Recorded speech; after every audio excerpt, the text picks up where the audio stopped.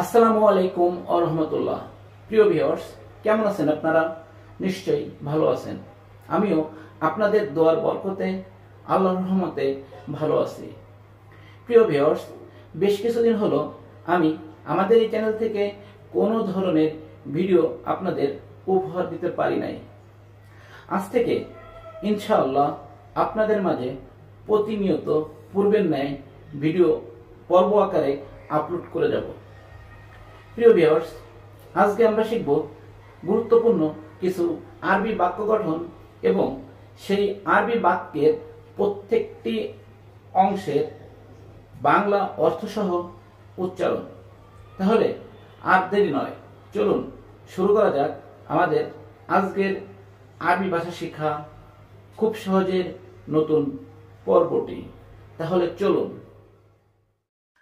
প্রিয় ভিউয়ার্স, আজকের এই পর্বে প্রথম যে বাংলা বাক্যটিকে আমরা আরবি ভাষা শিখব, সেই বাংলা বাক্যটি হচ্ছে সে সম্ভবত আগামীকাল আসবে। প্রিয় ভিউয়ার্স, আমরা আরবি ভাষায় বলবো হুয়া মুমকিন ইজি বুকরা। হুয়া মুমকিন ইজি বুকরা, বাংলা অর্থ হবে সে সম্ভবত আগামীকাল আসবে। প্রিয় ভিউয়ার্স, এখানে হুয়া শব্দের অর্থ সে, মুমকিন শব্দের অর্থ সম্ভবত, ইজি শব্দের অর্থ আসবে, বুকরা শব্দের অর্থ আগামীকাল। হুয়া মুমকিন ইজি বুকরা, বাংলা অর্থ হবে সে সম্ভবত আগামীকাল আসবে। এরপরে শিখব সে আমার সাথে আছে।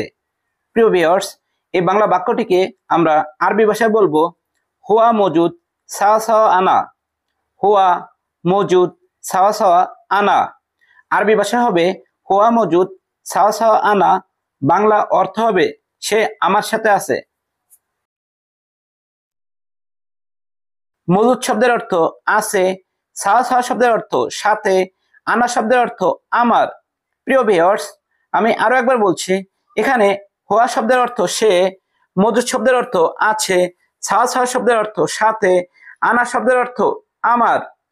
হুয়া মজুদ সাওয়া সাওয়া আনা, বাংলা অর্থ হবে সে আমার সাথে আছে। এরপরে যে বাংলা বাক্যটিকে আমরা আরবি ভাষা শিখব, সেই বাংলা বাক্যটি হচ্ছে আগে খাওয়া পরে বকবক। প্রিয় ভিউয়ার্স, এই বাংলা বাক্যটিকে আমরা আরবি ভাষায় বলবো আওয়াল আক্কেল বাদেন গিরগির। আওয়াল আক্কেল বাদেন গিরগির, আওয়াল আক্কেল বাদেন গিরগির, আরবি বাক্য, বাংলা অর্থ হবে আগে খাওয়া পরে বকবক। প্রিয় ভিউয়ার্স, এখানে আওয়াল শব্দের অর্থ আগে, আক্কেল শব্দের অর্থ খাওয়া, বাদেন শব্দের অর্থ পরে, গিরগির শব্দের অর্থ বকবক। প্রিয় ভিউয়ার্স, শব্দগুলো আমি আরো একবার বলছি। এখানে আওয়াল শব্দের অর্থ আগে, আক্কেল শব্দের অর্থ খাওয়া, বাদেন শব্দের অর্থ পরে, গিরগির শব্দের অর্থ বকবক। আওয়াল আক্কেল বাদেন গিরগির, অর্থ আগে খাওয়া পরে বকবক। এরপর শিখব বেশি খাওয়া ভালো না। প্রিয় ভিউয়ার্স, এই বাংলা বাক্যটিকে আমরা আরবি ভাষায় বলবো জিয়াদা আক্কেল মাফি কয়েস। জিয়াদা আক্কেল মাফি কয়েস, আরবি ভাষা হবে জিয়াদা আক্কেল মাফি কয়েস, বাংলা অর্থ হবে বেশি খাওয়া ভালো না। প্রিয় ভিউয়ার্স, এখানে জিয়াদা শব্দের অর্থ বেশি, আক্কেল শব্দের অর্থ খাওয়া, মাফি কয়েস শব্দের অর্থ ভালো না। শব্দগুলোর বাংলা অর্থ আমি আরো একবার বলছি। এখানে জিয়াদা শব্দের অর্থ বেশি, আক্কেল শব্দের অর্থ খাওয়া, মাফি কয়েস শব্দের অর্থ ভালো না। জিয়াদা আক্কেল মাফি কয়েস, অর্থ বেশি খাওয়া ভালো না। এরপরে যে বাংলা বাক্যটিকে আমরা আরবি ভাষা শিখব, সে বাংলা বাক্যটি হচ্ছে তুমি জানো এটা কত টাকা। প্রিয় ভিউয়ার্স, আমরা আরবি ভাষায় বলবো ইনতা মালুম হাদা কাম ফুলুস। ইনতা মালুম হাদা কাম ফুলুস, আরবি ভাষা হবে ইনতা মালুম হাদা কাম ফুলুস, বাংলা অর্থ হবে তুমি জানো এটা কত টাকা। এখানে ইনতা শব্দের অর্থ তুমি, মালুম শব্দের অর্থ জানা, হাদা শব্দের অর্থ এটা, কাম শব্দের অর্থ কত, ফুলুস শব্দের অর্থ টাকা। প্রিয় ভিউয়ার্স, আমি আরো একবার বলছি, এখানে ইনতা শব্দের অর্থ তুমি, মালুম শব্দের অর্থ জানা, হাদা শব্দের অর্থ এটা, কাম শব্দের অর্থ কত, ফুলুস শব্দের অর্থ টাকা। ইনতা মালুম হাদা কাম ফুলুস, অর্থ তুমি জানো এটা কত টাকা? তোমার টাকা আমার লাগবে না। প্রিয় ভিউয়ার্স, এই বাংলা বাক্যটিকে আমরা আরবি ভাষায় বলবো ইনতা ফুলুস আনামাই আবগা।